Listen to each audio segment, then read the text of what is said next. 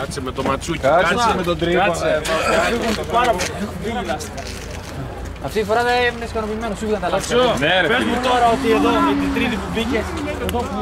Έμπαινες πιο καλά, φίλε. Κότσο. Με περισσότερα έμπαινες. Χαμιώντας μπήκες. Στην ευθεία ρε φίλε.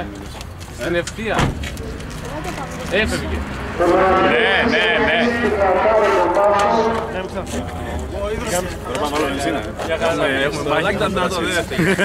Δεν μπορείς.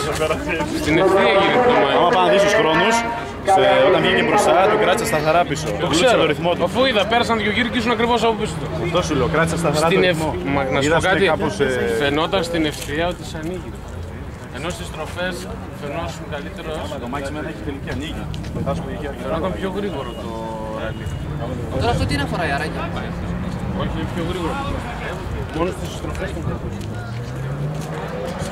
Στο Ισιάδης Στο Ισιάδης, όχι στις στροφές. Μάζεις τρία μάξια. Ναι, σημάζει τρία μάξια.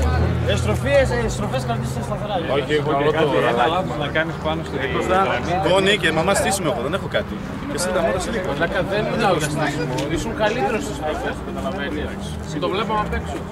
Είναι δυνατό. Μαλάκα κάποια στιγμή τα ξέχασα όλα, Στροφές και τα βλέπω όλα έτσι. Όλα ίσια. Όλα έτσι τα βλέπα, Λέω ρε πούστη, ξέρεις και με πέρασε, εγώ έκοψα ρε παιδί μου. Κατάλαβα τον είπα. Αλλά τον με άφησα. πέρασε, οριακά με πέρασε και μπορούσα να το περάσω, αλλά λέω ας μην τρακάρουμε. Μαλακία είναι. Καλά έκανες και τον άφησα. Όταν σήμερα μαλάκα σε φτάσει βγήκε καροτσάκι.